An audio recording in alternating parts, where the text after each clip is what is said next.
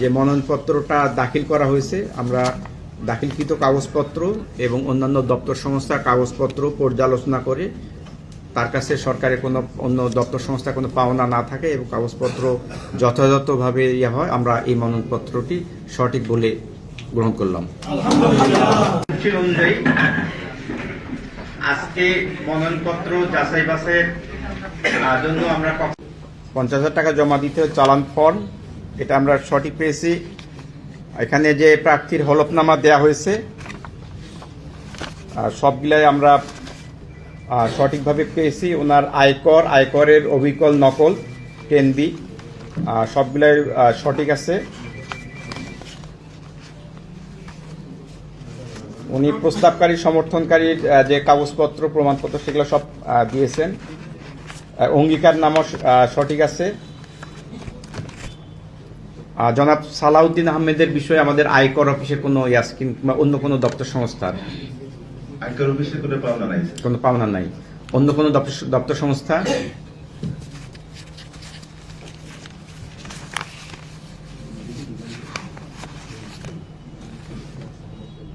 আমাদের পর্যালোচনায় জনাব সালাউদ্দিন আহমেদ বাংলাদেশ জাতীয়তাবাদী দলের পক্ষ থেকে উনি যে মনোনয়ন পেয়েছেন, ওনার মনোনয়নপত্র যেটা দাখিল করেছেন এবং সার্বিক কাগজপত্র পর্যালোচনা করে আমরা সঠিক মর্মে বিবেচিত হয় এই মনোনয়নপত্রটি আমরা গ্রহণ করলাম।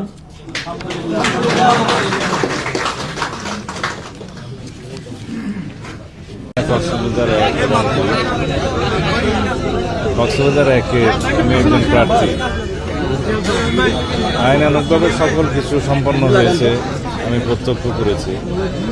নির্বাচনের মাঠে আমরা সকল প্রার্থীকে স্বাগত জানাই।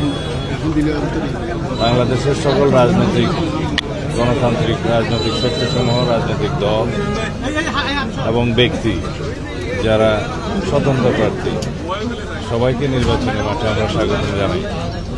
সুষ্ঠু, সুন্দর, নিরপেক্ষ, অবাধ নির্বাচন অনুষ্ঠিত হবে ইনশাআল্লাহ বাংলাদেশে। ফ্যাসিস্ট মুক্ত বাংলাদেশে গণমানুষের এটাই প্রত্যাশা। বাংলাদেশের মানুষের আকাঙ্ক্ষা, শহীদের রক্তের আকাঙ্ক্ষা, এটি সত্যিকার গণতান্ত্রিক রাজনৈতিক সরকার গঠিত হবে এবং নিরপেক্ষ ভোটের মাধ্যমে জনগণ ভোটের অধিকার প্রয়োগ করার জন্য উদ্গ্রীব, উন্মুখ হয়ে আছে। সেই পরিবেশটা আমাদেরকে বহাল রাখতে হবে।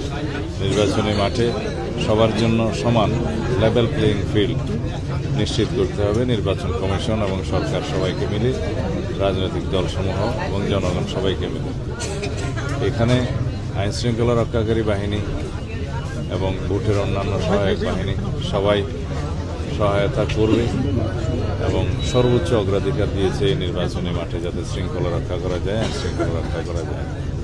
এখানে মূলত জনগণকে মুখ্য ভূমিকা পালন করতে হবে।